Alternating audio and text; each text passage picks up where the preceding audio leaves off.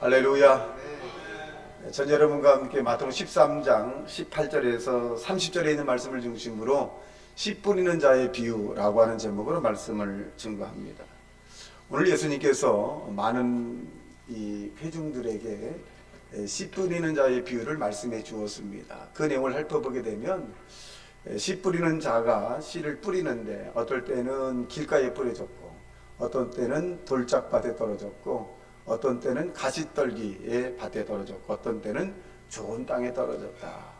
그렇게 하면서 말씀해 주고 있는데 나중에 수확철이 돼서 보니까 이 주인이 뿌리지 않은 가라지가 막 나온 거예요. 그래서 종들이 주인님이요, 우리가 뿌리지 않은 가라지가 이 밭에서 났는데 어떻게 할까요? 그렇게 말씀하길래 주인은 그렇게 말합니다. 놔둬라. 가라지를 뽑다가 알곡까지 뽑을 때가 있으니까 추수 때가 되면 이제 그 알곡과 가라지를 다 걷어서 알곡은 안에 창고에 모일 것이고 가라지는 밖에 버릴 것이다. 불태워 버릴 것이다. 이렇게 말씀을 해 주었습니다. 여러분, 밭은 무엇이고 씨는 무엇일까요? 밭은 세상을 의미할 수 있고 우리의 마음을 얘기할 수 있습니다. 그 씨는 뭐냐? 하나님의 말씀입니다. 근데 밭이라고 하는 것은 자기 스스로가 어떻게 할 수가 없습니다. 외부에서 밭에 있는 모든 것들을 정리를 해줘야 되기도 합니다.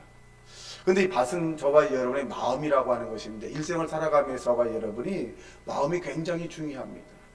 이 땅에 살아가는 사람들이 내가 긍정적으로 세상을 바라보고 살아가는 사람은 긍정에 좋은 일들이 생기지만 마음에 부정적인 마음을 가지고 세상을 살아가게 되면 늘 절망과 좌절이 그 사람을 휘몰아치게 되어 있습니다. 성경은 우리에게 무릇 지킬 만한 것보다 더욱 내 마음을 지키라. 생명의 근원이 이에서 남이라 라고 말씀하고 있습니다. 우리가 여호수아 모세에게 하나님께서 말씀하신 것은 마음을 강하게 하고 담대히 하라 라고 말씀합니다. 이사야 41장 10절에 봐도 두려워 말라 놀라지 말라 내가 너와 함께 할 것이다. 내가 너를 도울 것이고 내가 너를 지킬 것이고 내가 너를 보호해 줄 것이다. 여러분, 우리가 이 세상을 살아가면서 마음이 약할 때가 굉장히 많습니다. 근데 이 약할 때에 하나님의 강력한 하나님의 성령이 임재하는 것이 아니라 약할 때에 세상을 바라보고 세상을 의지하면 악한 영이 들어와서 절망과 좌절, 낙심하게 됩니다. 우리가 이 세상을 살아갈 때 심해 겨울 때가 있고 벅찰 때가 있어요. 그럴 때 죽은 자 가운데서 3일 만에 부활하신 예수님을 찾기를 예수님의 이름으로 축원합니다. 그래서 이 세상을 살아가는 저와 여러분은 마음의 절대적인 긍정적인 믿음을 가지고 살아가야 합니다. 그렇다면 오늘 본문에 예수님께서 말씀하신 그 내용을 살펴봄으로써 저와 여러분이 인생을 살아감에 있어서 영혼이 잘 되고 범사가 잘 되고 강건한 축복의 삶을 살아가는 하나님의 사람이 되시기를 주님의 이름으로 축원합니다.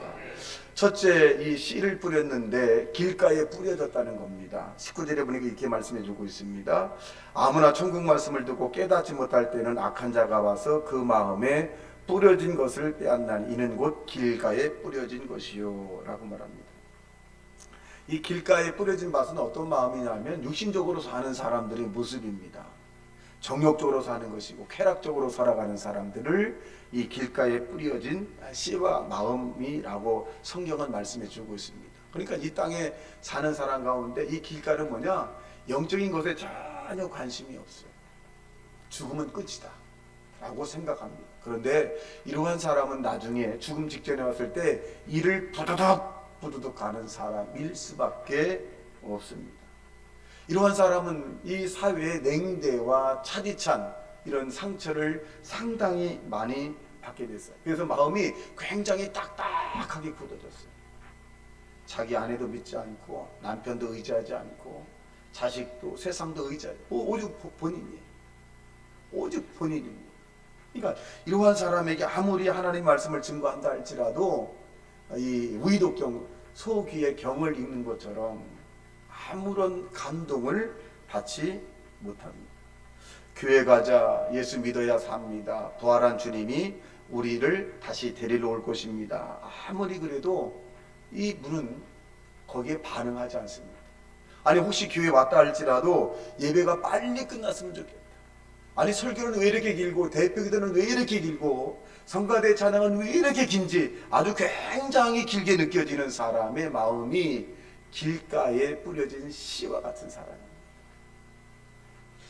여러분, 이러한 사람은 마음이 굳어져서 감사가 없고 기쁨도 없이 그냥 세상을 살아갑니다.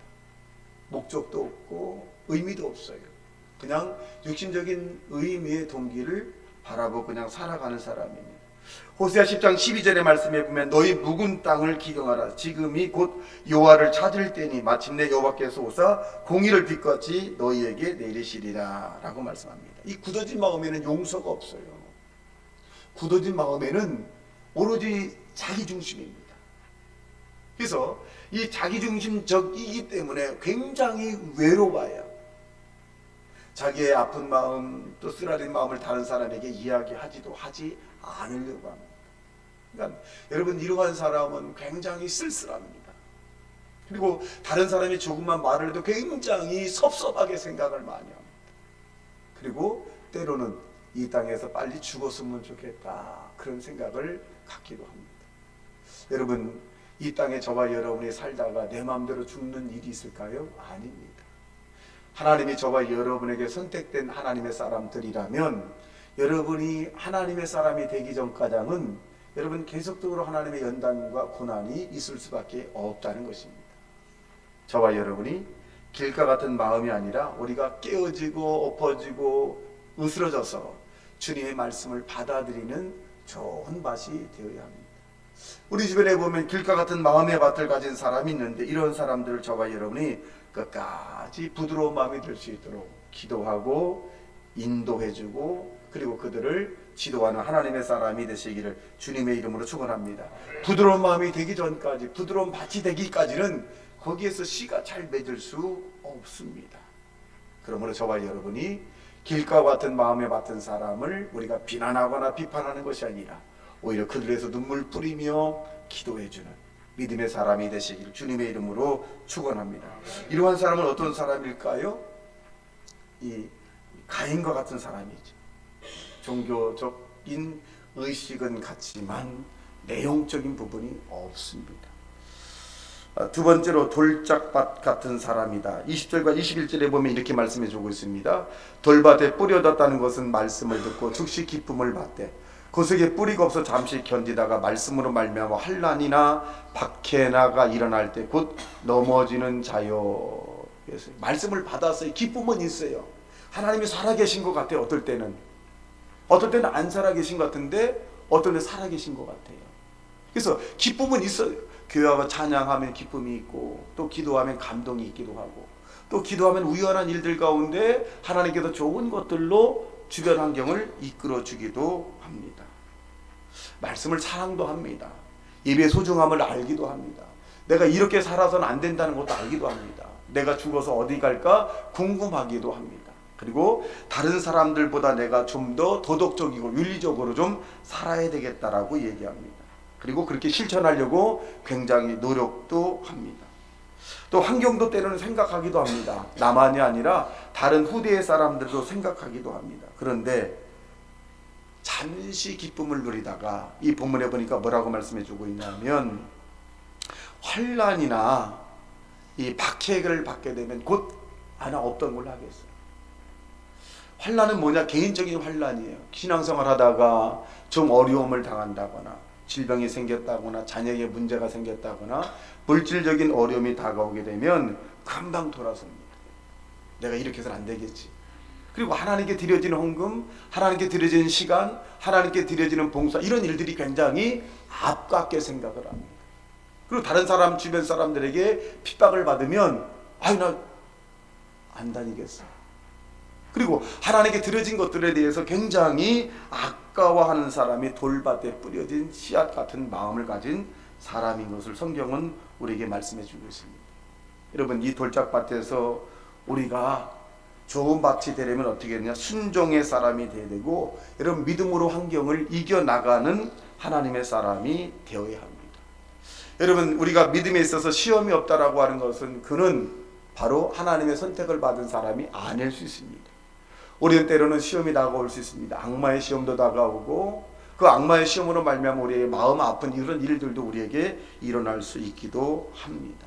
그러나 돌짝밭에 뿌려 떴다는 것은 내가 이 마음에 이제 미움의 돌도 던져버리고 또 시기, 질투, 절망, 좌절, 낙심 이런 무의미한 모든 것들을 다 뽑아내야 합니다.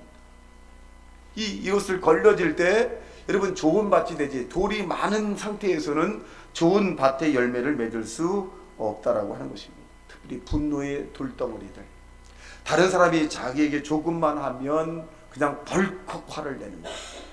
또 외로움의 돌덩어리들, 이 외로움이 너무나 커서 어떨 때는 집안에 혼자서 가만히 생각을 합니다. 그리고 이런 결론을 내립니다. 나는 내가 왜 살고 있는지 모르겠다. 내가 이렇게 하다 어디로 가는지 모르겠다. 그렇게 낙심이라고 하는 것이 푹해서 모든 사람이 믿고 모든 사람이 싫고 모든 사람이 귀찮은 거예요. 여러분, 이것은 돌덩어리라고 하는 그 외로움이 있기 때문에 그렇습니다. 이 돌덩어리를 치우는 것은 뭐냐? 예수 그리스도의 사랑이 우리에게 임하게 되면, 내가 하나님의 사랑을 받고 있다는 사실을 우리가 알게 되면 다른 사람이 나를 어떻게 평가하거나 어떻게 다른 사람이 주시해도 상관하지 않습니다. 결국 이 돌짝밭에 떨어진 사람들은 어떠냐? 자기 감정을 잘 다스려야 된다는 것입니다. 이러한 사람은 찬양도 하고 기도도 하고 예배도 드립니다. 그런데 자기의 감정을 잘 다스리지 못해요. 내 감정이 충실한 사람이 되어서 내가 기분이 좋으면 예배드리고 기분이 나쁘면 기도 안 하고 또 기분이 좋으면 찬송하고 기분이 나쁘면 찬양하지 않고 자기 감정이죠. 그러니까 기복이 굉장히 심한 거예요. 여러분, 돌짝밭 같은 사람의 마음이라 할지라도 주님이 함께하면 여러분 좋은 맛이 될 수 있다는 사실로 믿게 되기를 주님의 이름으로 축원합니다. 맨 처음부터 우리가 좋은 밭이 되는 건 아닙니다. 길가에 같은 사람이 자라서 돌짝밭이 되고 돌짝밭 같은 사람이 또 가시떨기 같은 밭이 되는 것입니다. 그러므로 내 마음속에 미움이 있고 외로움이 있고 또 분노가 있고 또 이 상처의 돌덩이가 내 마음속에 있다 할지라도 여러분 염려하지 마십시오. 여러분이 주님을 품고 주님을 사랑하면 상처의 돌덩어리, 미움의 돌덩어리, 분노의 돌덩어리, 여러분 이러한 이 돌덩어리가 다 사라진다는 사실로 믿게 되기를 예수님 이름으로 축원합니다. 에레미야 23장 29절의 말씀에 보면 여호와께서 내 말이 불같지 아니하냐, 바위를 쳐서 부서뜨리는 방망이 같지 아니하냐, 이 돌덩어리가 하나님의 말씀으로 깨어진다라고 말씀해 주고 계십니다. 여러분, 예수 믿고 난 다음에 저와 여러분이 당연히 깨집니다. 여러분 뜻대로 안 되는 일을 우리는 한계를 느끼게 되고 그 한계를 통해서 하나님께 기도하게 되는 것입니다. 여러분에게 절망이 오고 여러분에게 안 되는 일이 있다고 한다면 하나님이 여러분을 지금 부르시는 거예요. 안 되는 일이지, 나에게 그 수고하고 무거운 짐을 맡겨볼래? 힘든 일이지, 애써도 좀 곤란한 일들이 있지, 그건 나한테 좀 맡겨볼래? 여러분, 우리가 곤란한 일이 있고 애써도 안 되는 일이 있고 또 우리가 심써도 안 되는 일이 있다는 얘기, 문제가 있다는 얘기 뭐냐? 지금 주님이 여러분을 부르고 계시는 거예요. 내가 네 짐을 가볍게 해줄게. 내가 내 짐을 해결해 줄게. 내가 내 짐을 맡아줄게. 여러분, 하나님이 우리에게 부르시는 그러한 일들에 대해서 저와 여러분이 주님에게 맡기는 지혜로운 하나님의 사람이 되시기를 주님의 이름으로 축원합니다. 주님은 언제나 저와 여러분의 무거운 짐을 지고 가시기를 원한다는 것입니다. 여러분, 예수 믿고 난 다음에 저와 여러분이 무거운 짐을 여러분이 지고 간다는 것은 이것은 신앙인이 해야 할 일들이 아닙니다. 주님은 늘 우리에게 말씀합니다. 내가 너의 짐을 지고 갈 것이니라. 여러분, 돌짝밭에 뿌려진 씨앗에서 여러분 한 단계 성숙하는 하나님의 사람이 되시기를 주님의 이름으로 축원합니다. 셋째로 가시떨기에 떨어진 씨앗이라고 하는 그런 내용입니다. 13장 22절에 보니까 이렇게 말씀합니다. 가시떨기에 뿌려졌다는 것은 말씀을 들으나 세상의 염려와 재물의 유혹에 말씀이 막혀 결실하지 못하는 자요. 자, 가시떨기에 있다는 것은 뭐냐면 이 씨앗은 어느 정도 자랍니다.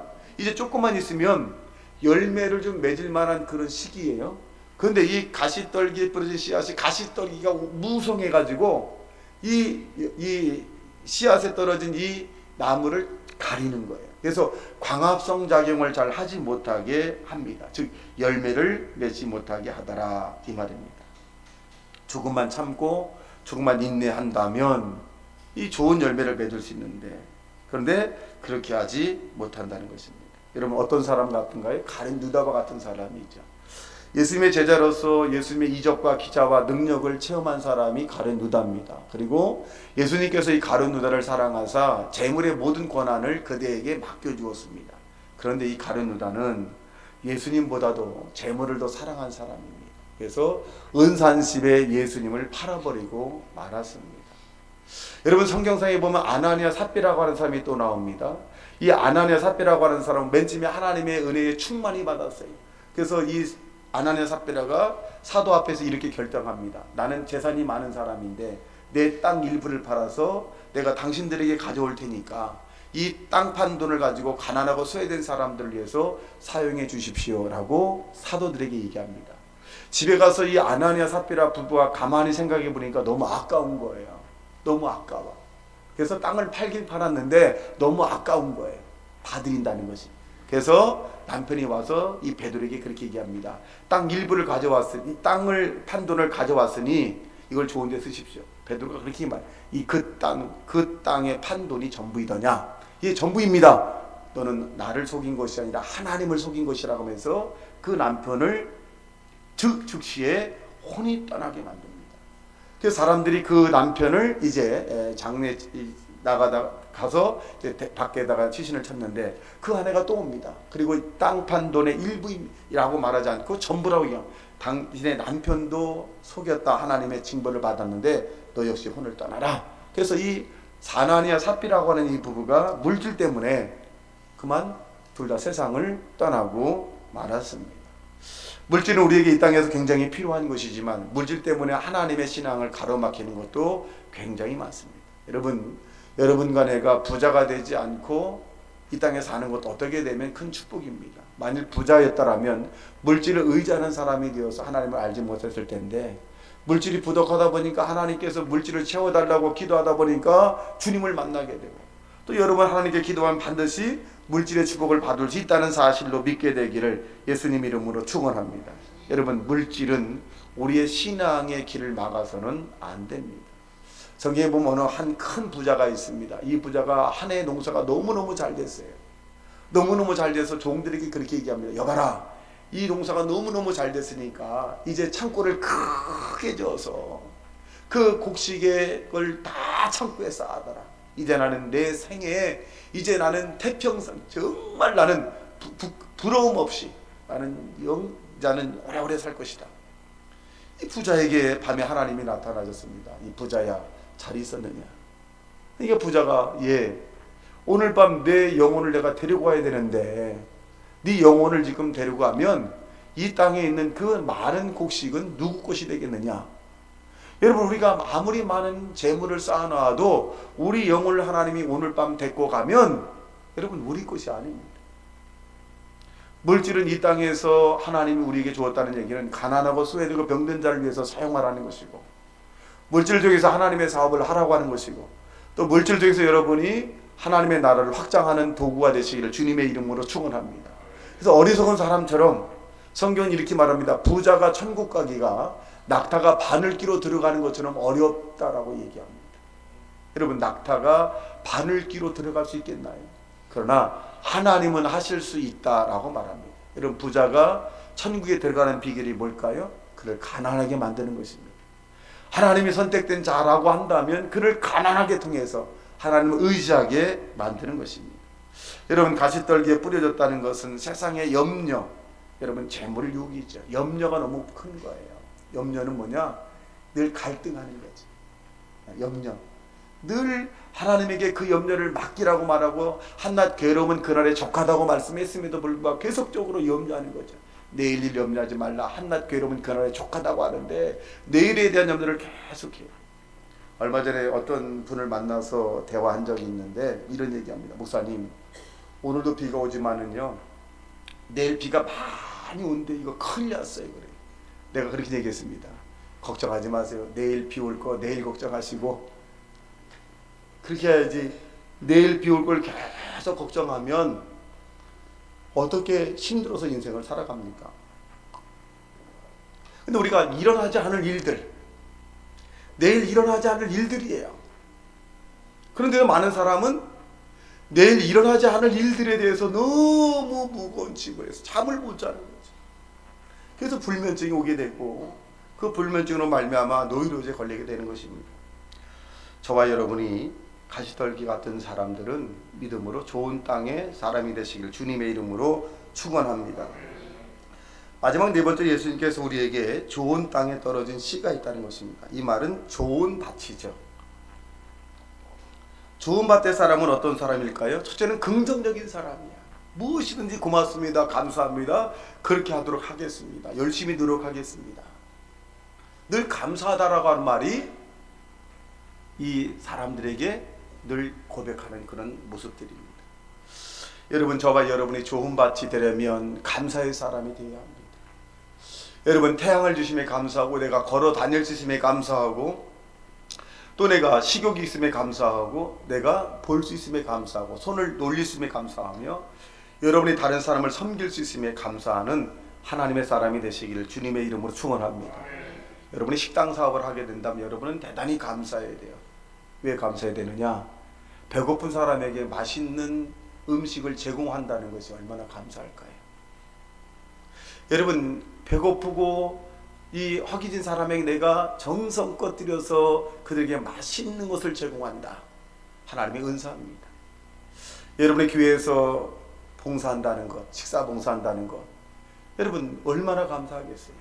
또 안내하고 대표기도하고 성가대하고 차량 운행하고 이런 분들들, 여러분 내가 하나님의 일을 감당한다. 조금이라도 내가 이 땅에 사는데 다른 사람에게 도움을 받는 것이 아니라 내가 다른 사람에게 도와줄 수 있는 그런 마음을 가졌다는 것은 여러분 좋은 땅에 심겨진 하나님의 말씀에 성숙한 하나님의 사람이라는 사실을 믿게 되기를 주님의 이름으로 축원합니다.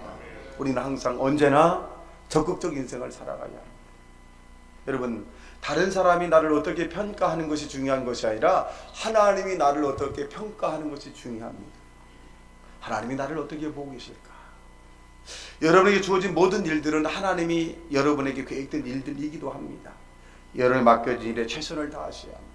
여러분, 동네 일을 했다거나 직장이거나 사업을 한다거나 여러분 가정의 일을 한다거나 어떤 일을 하든 간에 여러분은 최선을 다하는 하나님의 사람이 되시기를 주님의 이름으로 축원합니다. 그 최선 가운데 여러분은 늘 기쁨이 있어야 됩니다. 여러분의 일을 한다고 생각하지 마십시오. 내가 이 직장에 다니는데 직장의 사장을 해서 일한다고 생각하지 말고 하나님이 나에게 맡겨준 일을 지금 나는 하고 있다. 사업을 할 때도 내 사업을 하려고 한다고 생각하지 마십시오. 내가 돈을 벌려고 이 사업을 한다는 것이 아니라 하나님이 나에게 맡겨준 일을 내가 한다. 나는 기쁨과 즐거움을 하고 있다 라고 그런 믿음을 가지고 여러분 세상을 살아가는 하나님의 사람이 되시기를 예수님 이름으로 축원합니다. 그렇다면 저와 여러분이 좋은 밭에 좋은 열매를 맺을 수밖에 없습니다. 히브리 4장 12절 말씀에 보면 하나님 말씀은 살았고 운동력이 있어 좌우였던 날쌘 검보다 예리해 혼과 육과 관절과 옷을 찔러 쪼갠다는 거예요. 하나님 말씀. 여러분, 여러분이 하나님의 말씀을 들을 때 저 말씀이 나에게 하시는 것 같다 라고 한다면 여러분은 로고스의 사람이 아니라 뇌마의 사람입니다. 그 말씀을 받으십시오. 가령 예를 들어서 여러분 기도해야 합니다 라고 할 때 여러분 마음속에 그래 나도 기도해야지 라고 하는 그런 뇌마가 팍 왔다면 여러분 기도하면 응답이 될 것이고 기도하면 기적이 일어날 것이고 기도하면 병든 자가 고침받게 될 것이고 기도하면 물질의 문제가 해결될 것이고 기도하면 하나님의 이적과 기사가 나타난다는 사실로 믿게 되길 주님의 이름으로 축원합니다. 결국 이 좋은 땅에 뿌려졌던 사람은 어떤 사람이냐? 복 있는 사람입니다. 여러분, 이 밭은 우리가 마음대로 할 수 없지만 이 밭은 간구를 해야 합니다. 나를 좋은 밭의 사람으로 만들어 달라고 간구해야 합니다. 여러분, 성경은 우리에게 게으른 사람은 개미에게 가서 그 하는 것을 보고 배우라고 말씀해 주고 있습니다. 여러분, 신앙생활하는 사람은 부지런해야 합니다.